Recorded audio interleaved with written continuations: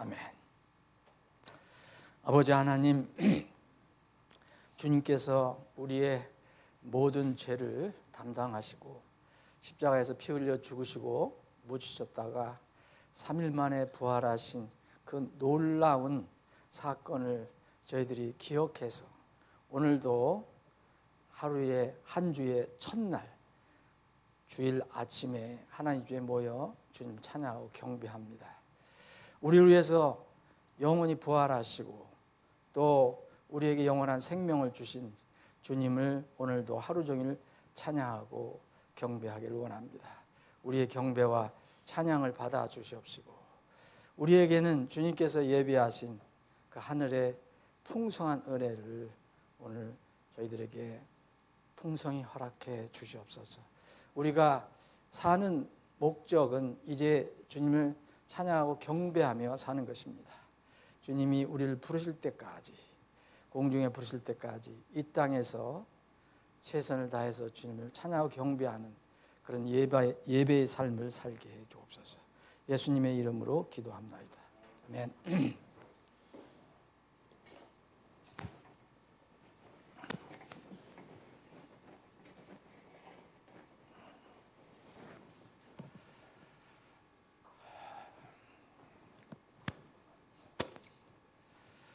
자, 오늘은 이제 저희들이 성경에서 많이 이제 떨어져 있는 성경을 많이 왜곡하는 그런 그룹들을 이제 살펴보고 있는데, 오늘은 소위 얘기하면은 이제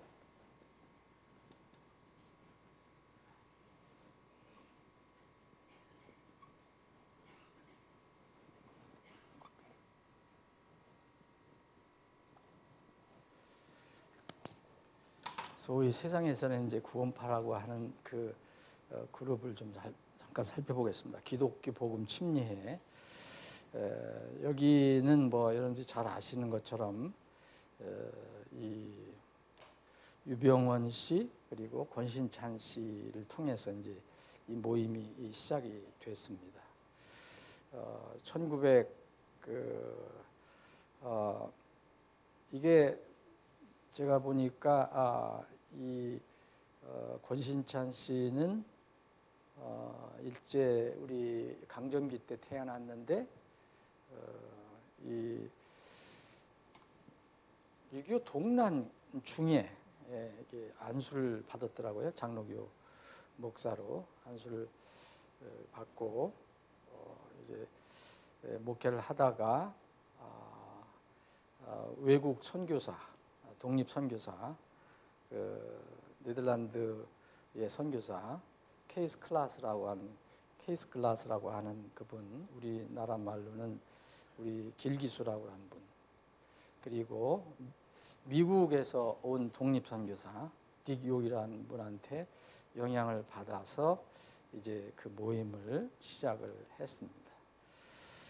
그런데 이분들은 제가 아는 범위 내에서는 외국 선교사들은 이렇게 가르치지 않았어요. 처음에는. 근데 그 선을 좀 넘었어요.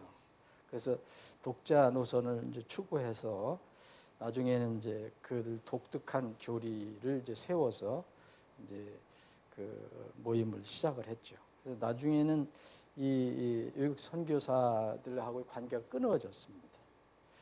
여러분들 잘 아시는 이 사건이 여러분들이 있죠.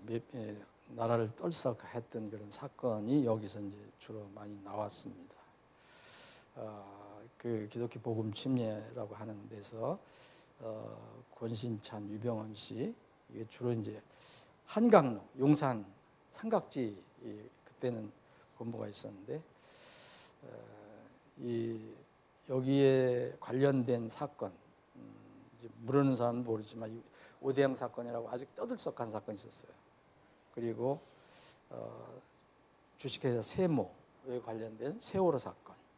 이게 이제 지금도 그게 이제 아직도 그 상처가 남아 있는데 여기와 관련된 그런 사건입니다.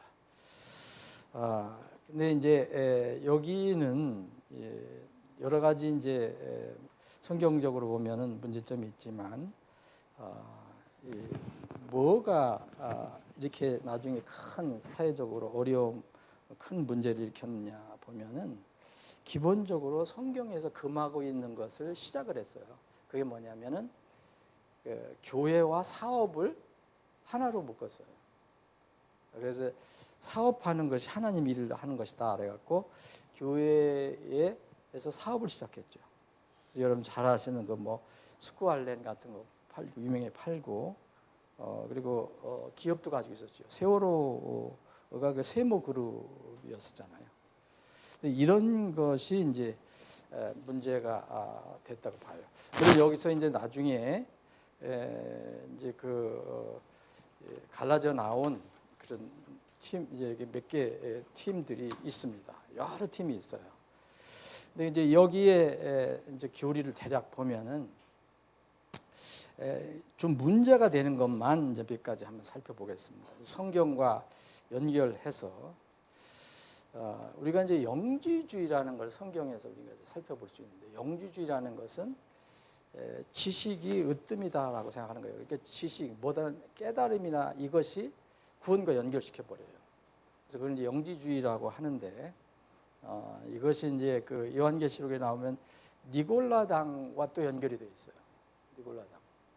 니골라당이라는 것은 이 초세기에 니콜라스라고 하는 사람이 이 초세기의 영지주의자였어요. 근데 이 니콜라스라는 이름에서 이게 나온 것으로 봅니다. 니콜라이탄이라고 그러거든요. 영어로 니콜라이탄.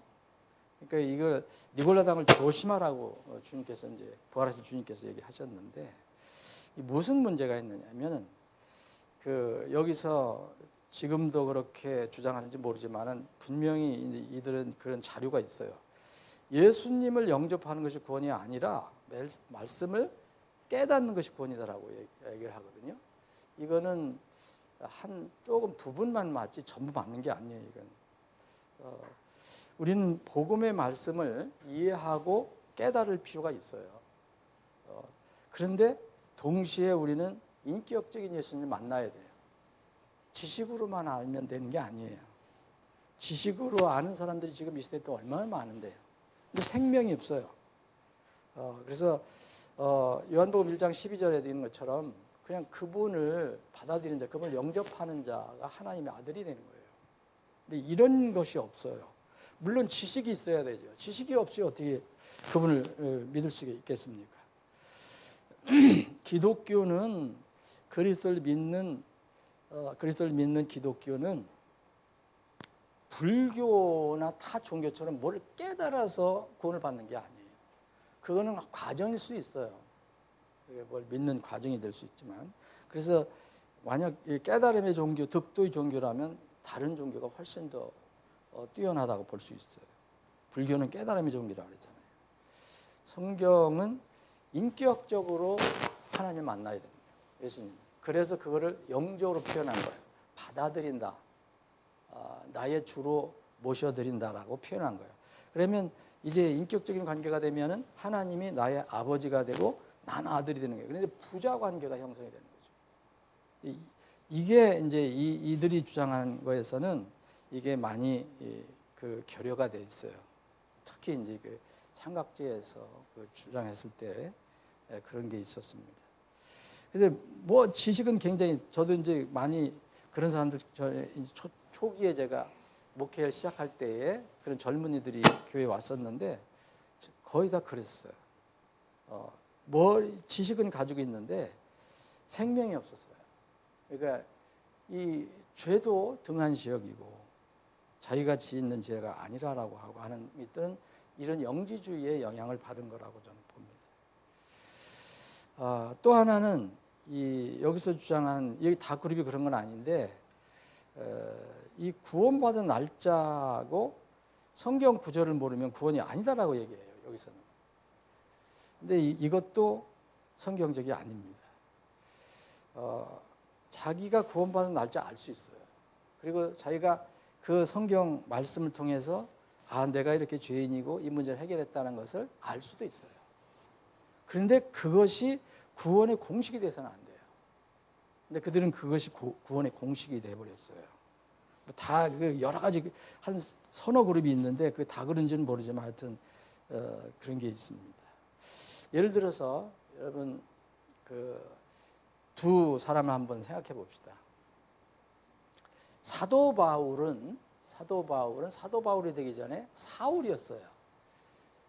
유대인 히브리 종교인 사울이었을 때 사울은 자기가 만약 이렇게 주장하는 것을 이제 적용을 해보면 사울은 자기가 구원받은 나를 알았을까요? 몰랐을까요?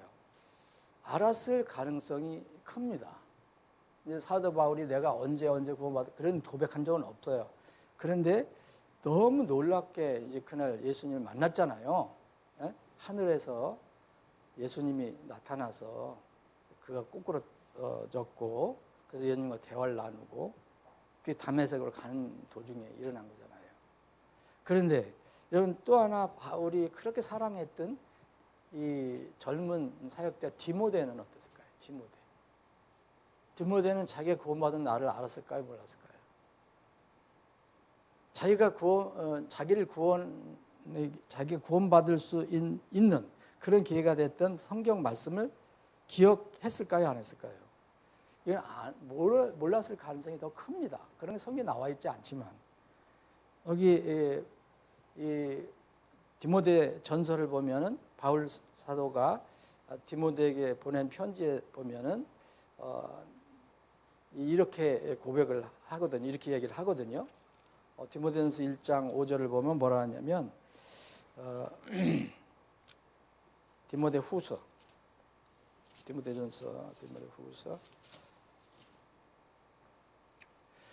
내가 내 안에 있는 거짓 없는 믿음을 회상하나니 그것은 내 안에 그러니까 내가라는 것은 바울 사도고 내 안에는 뇌는 이 디모데입니다.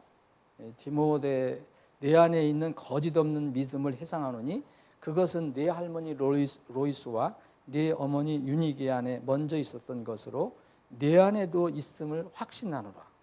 근데 이 디모데는 어떻게 구원을 받았죠?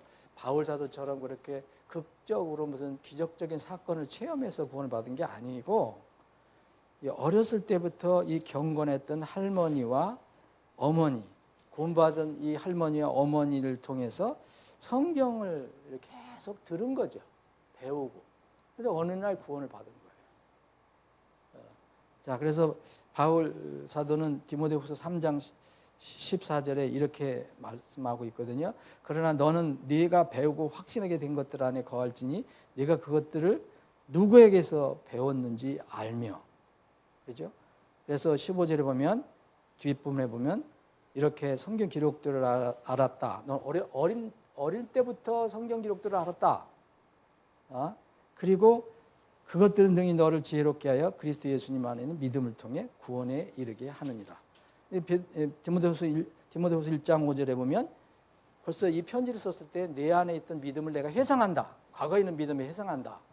그랬더니 이 디모데는 벌써 너는 어렸을 때부터 네 할머니, 경건한 할머니 로이스와 어머니 유니게를 통해서 성경을 공부해서 구원을 받았다라고 고백을 합니다. 그럼 디모데는 날짜를 알았을까요? 몰랐을까요? 몰랐을 가능성이 더 큽니다. 다만 중요한 것은 현재가 중요한 거예요. 현재가. 내가 과거의 날짜를 알든 뭐 성경 구절을 나를 구원시켜준 성경 구절을 알든 모르든 간에 알 수도 있고 모를 수도 있지만 제일 중요한 것은 현재 내가 이 바울 사도가 디모데에게 얘기한 것처럼 내 믿음을 내가 확신한다. 내 안에 있는 믿음 확신한다. 구원의 믿음을. 그게 중요한 거예요. 그 믿음. 이 과거에 있던 믿음이 지금 현재도 계속 살아있는 것이고 또 이 믿음은 또 계속 가야 돼요. 근데 이 믿음이 만약 계속되지 않는다. 이것도 문제인 거예요. 그래서 너희 믿음이 지금 내 안에 있는지 점검하라고 얘기한 거예요. 고린도후서 13장 5절에 보면 고린도 교회는 만날 구원받았다고 얘기했는데 그 바울 사도가 보면은 퀘스천이 된 게 있어요. 의문되는 게 많았어요. 그래서 너희가 믿음 안에 있는지 고린도후서 13장 5절 보면 너희가 믿음 안에 있는지 너희 자신을 점검하고 너희 자신을 입증하라. 예수 그리스도께서 너희 안에 계시는 것을 너희가 스스로 알지 못하느냐? 그렇지 아니하면 너희는 버림받은 자들이니. 여기서도 중요한 내용이 뭐냐면 깨달았고 무슨 성경 구절을 알았느냐, 어떤 그룹에서 얘기하는 그게 아니에요. 지금 뭐예요? 여기서 네 안에 예수 그리스도께서 지금 살아 계시냐, 이게 중요해요.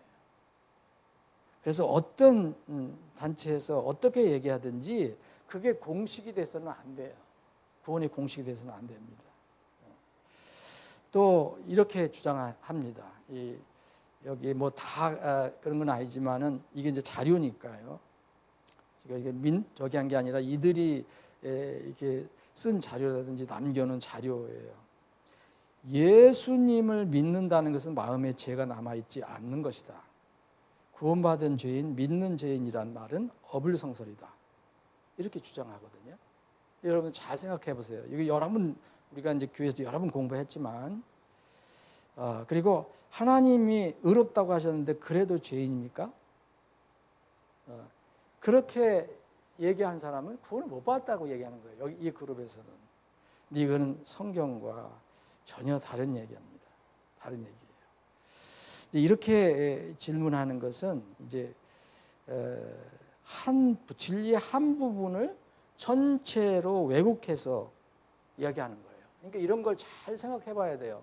우리는 뭐든지 하여튼 뭘 판단하거나 우리가 생각할 때 기준은 성경 기준이에요. 성경 기준. 하나님이 의롭다고 하셨는데 그래도 죄인입니까? 이 말을 여러분들이 그 질문 받았을 때 어떻게 대답할 거예요? 이들이 이렇게 주장할 때 결정적인 미스는 뭐냐면은 신분적인 의인과 삶 속에서 나타나는, 날마다 생활 속에 나타나는 그 약한 모습을 구분을 안 해요. 그래서 이 문제가 생기는 거예요. 우리는 신분적으로 한번 믿음을 갖게 되면, 구원의 믿음을 갖게 되면 이 분명히 심판받은 죄에서는 우리는 자유롭습니다. 더 이상 그 지옥 심판에서는 자유로워요. 지옥으로 갈 이유가 없어요. 그런데 여전히 우리가 영화로운 몸으로 변화되기 전까지는 우리는 약한 존재거든요. 이 땅에서. 이게 이렇게 주장하려면 딱 맞는 게 뭐냐면 구원받는 순간 영화로운 몸으로 올라가야 돼요. 아니면 죽든지 둘 중에 하나예요. 근데 구원받고 나서도 이 땅에 살아가려면 분명히 이 땅에서 먼지를 묻어오거든요. 여기서 이 땅에서 구원받고 나서 완벽하게 거룩한 삶을 산다고 하는 사람은 다 거짓말장이에요. 그분은 오직 예수 그리스도밖에 없어요. 하나님밖에 없는 거예요.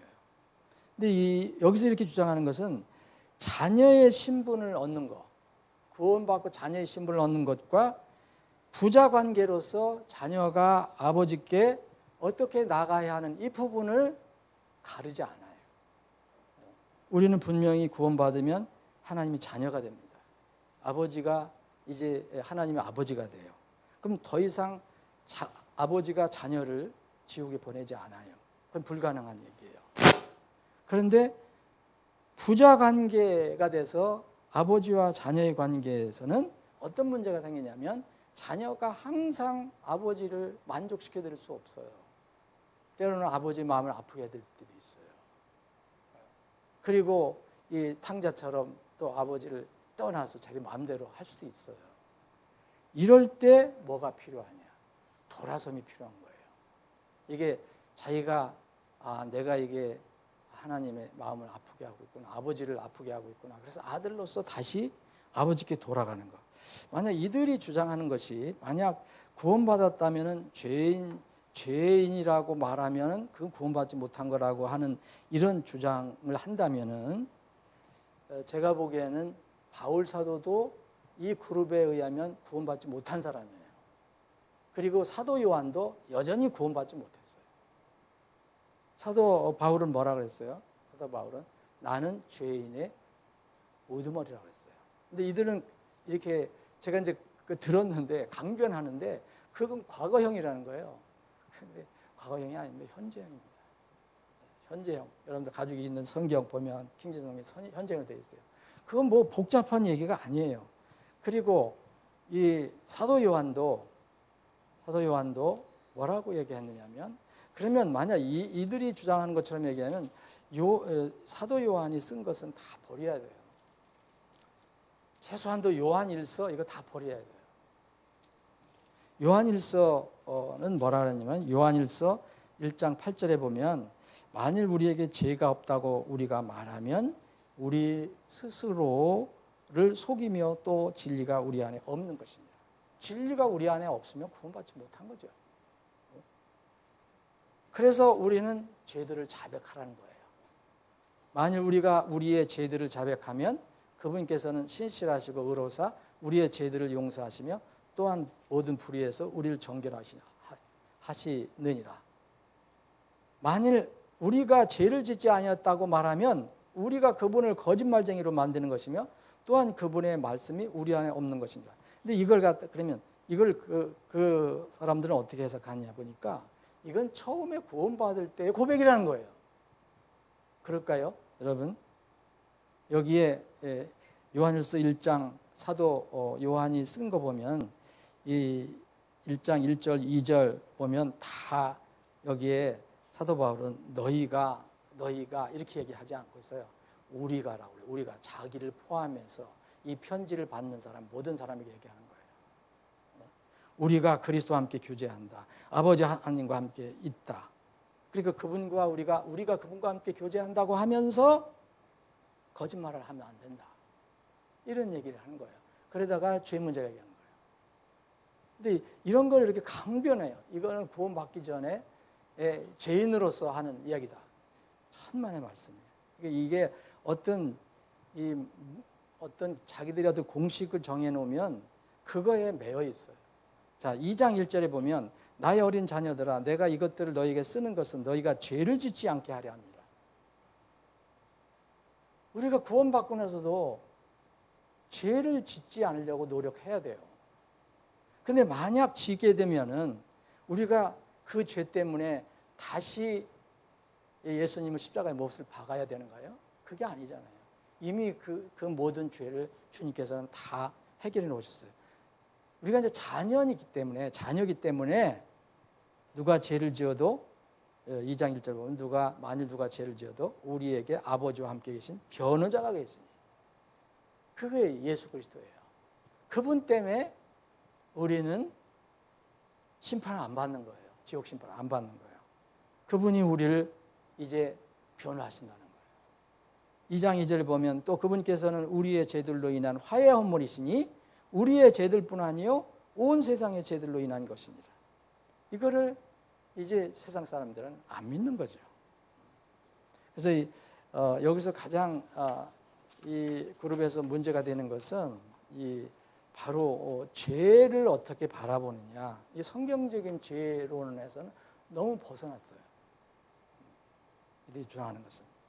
그래서 여기에서 나온 것이 이제 구원은 영이 받았으므로 육적으로 하는 일은 관계하지 않고 육적으로 범죄하면 그 육이 책임진다.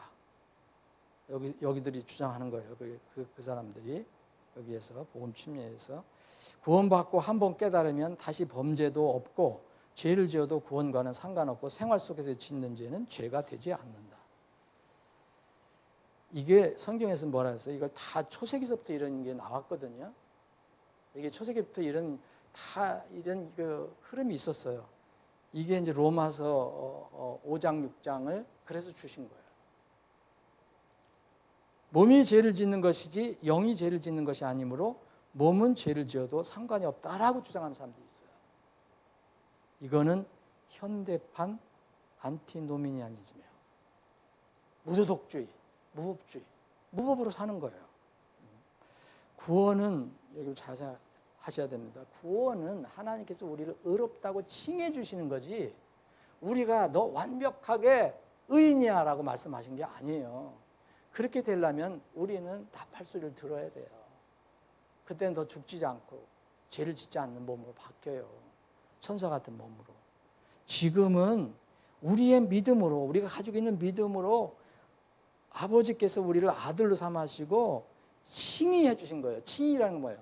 너는 의롭다라고 인정해 주시는 거예요. 간주해 주시는 게 칭의잖아요. 여기서 벗어나면 안 됩니다. 근데 여기서 벗어났어요.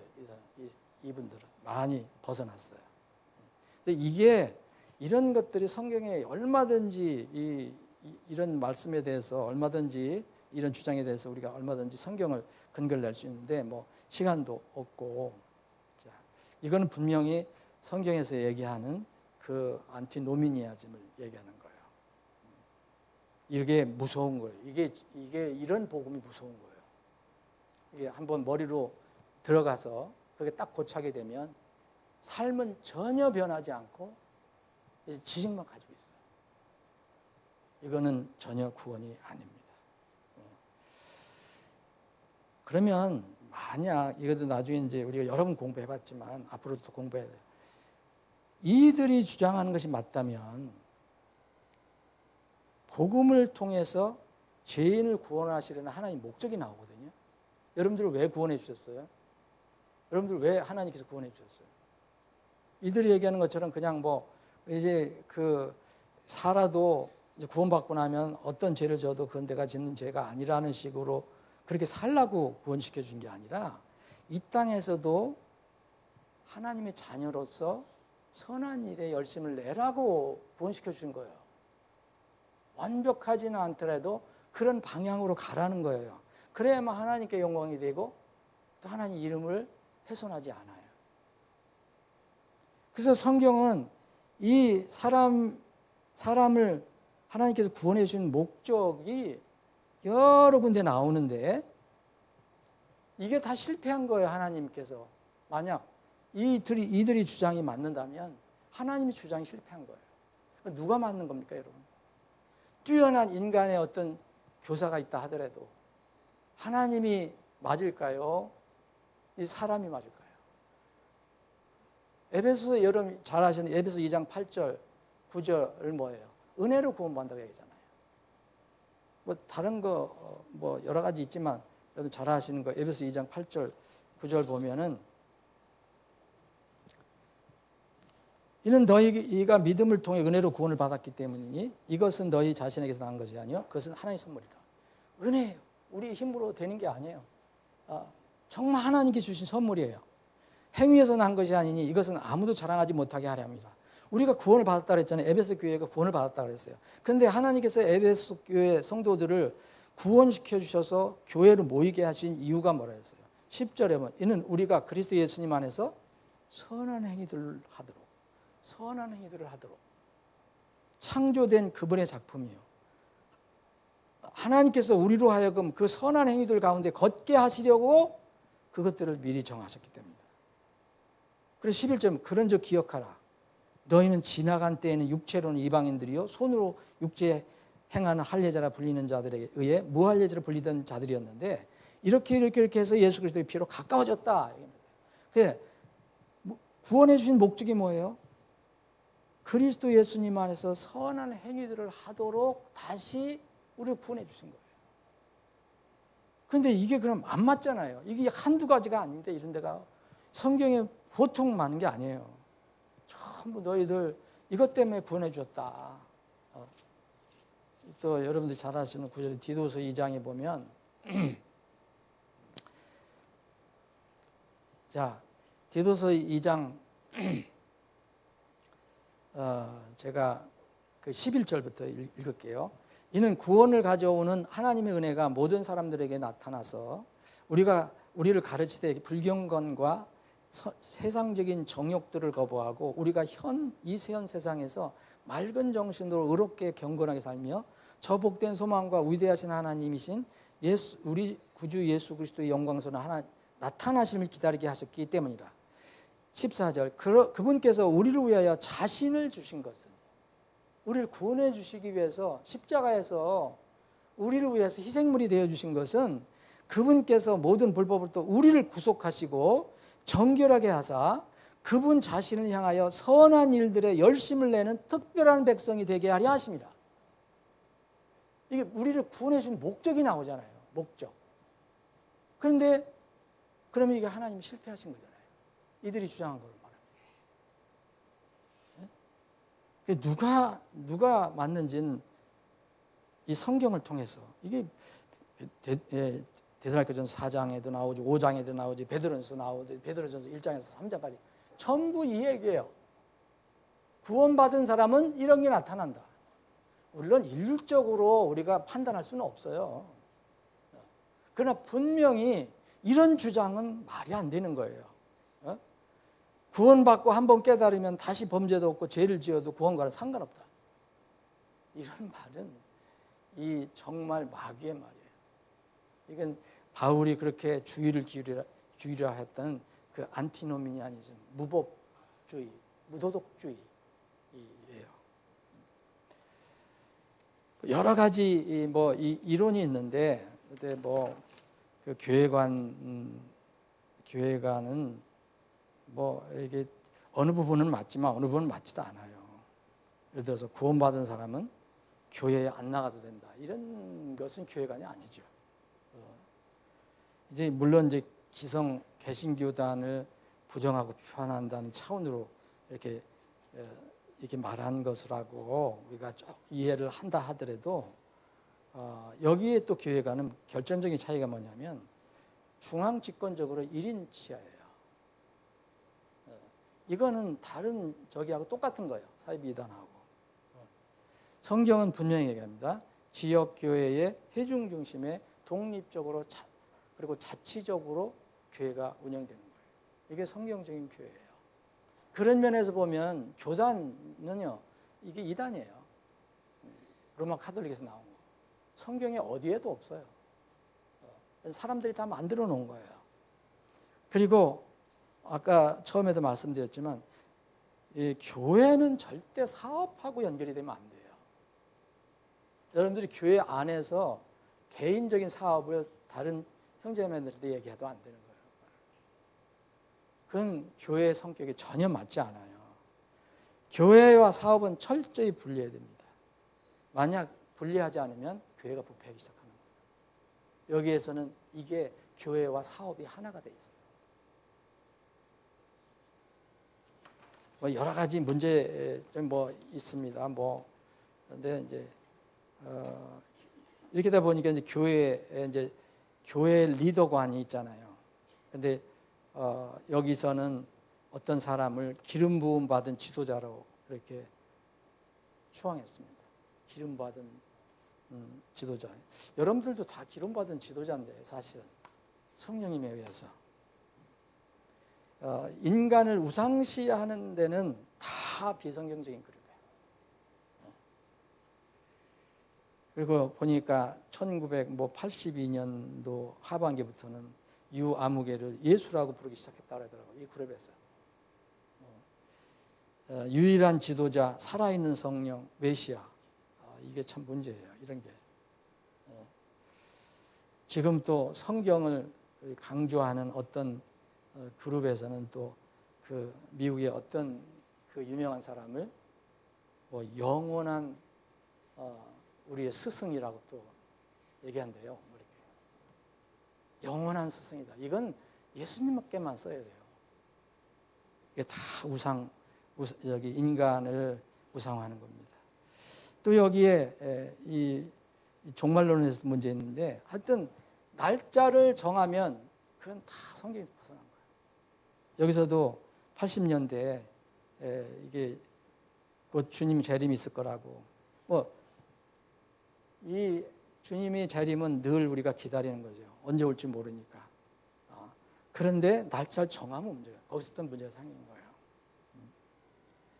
이 마지막 때를 정해놓고 1982년에 예수님이 재림한다고 얘기했어요. 이 그룹에서. 그래서 미혼 남녀 청년들은 결혼하지 말고 그래서 실제로 그냥 결혼하지 않은 많은 사람들이 어떤 집사 집에서 모여서 살고 봉사하고 그랬다 그러더라고요. 근데 1982년 재림 예측이 이제 빗나갔잖아요. 그랬더니 뭐라 했을까요? 그럼 우리가 실수했습니다가 아니에요. 절대 이렇게 얘기 안 한다니까요. 그러면 어떤 그룹이든지 뭐래요? 영적 재림이라고 얘기했어요. 그럼 그걸 끝나는 거예요. 영적 재림인데 누가 봐요? 저기하고 똑같이 여호와의 증인처럼. 여러분 그래서 이런 그룹들을 우리 여러분 잘 한번 주의를 해야 돼요. 자, 정리를 해보면요. 근데 구원파라고 하는 이름은 기성 개신교내에서 붙인 거예요. 근데 역설적으로 구원파라고 부르면서 비난하고 정죄하는 그 단체가 기독교잖아요.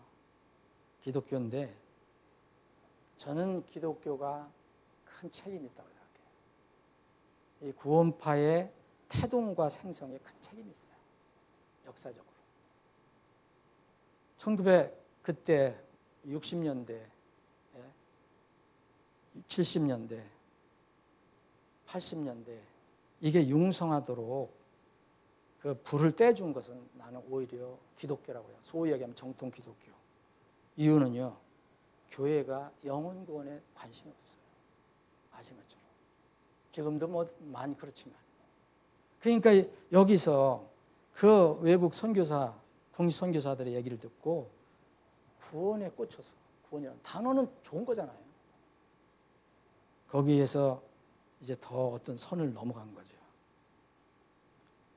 이거 이제 공부를 마치면서 짧게 마쳤는데 여러분 우리를 한번 돌아봐야 됩니다. 성도의 최고 사명이 뭡니까? 교회의 최고 사역이 뭐예요? 구원이에요. 영혼 구원이에요. 만약 이거를 우리가 놓치면 이거보다 더 어떤 어려움이 올 수도 있어요. 그래서 다시 한번 이 하나님께서 우리에게 주신 사명, 교회에게 주신 사명을 기억하고 다짐하고 결단해야 됩니다. 아버지 하나님, 오늘도 저희들에게 믿음을 주셔서 하나님 주에 모이게 하시고 또 말씀을 통해서 비성경적인 그룹을 살펴봤습니다. 주님, 이 시간 또 저희들을 단순히 무엇을, 누구를 또 어떤 단체를 비판하는 것을 넘어서 우리 자신을 돌아보기 원합니다. 우리가 잘못하면, 우리가 주님의 말씀을 따르지 않으면 주님은 누구를 통해서도 원하시는 일을, 계획하시는 일을 이루실 수 있습니다. 우리가 게으르지 않게 해주고 하나님 일에 늘 신실하고 충성을 다하는 우리가 되게 해주옵소서. 남은 시간도 남은 절차도 주님의 손에 온전히 맡기옵고 거룩하신 예수님의 이름으로 기도합니다. 아멘. 다음 주부터는 이제 10시 50분에 시작하겠습니다. 그리고 30분 전에 무조건 끝냅니다. 찬양대 연습 때문에 9시 50분 9시 50분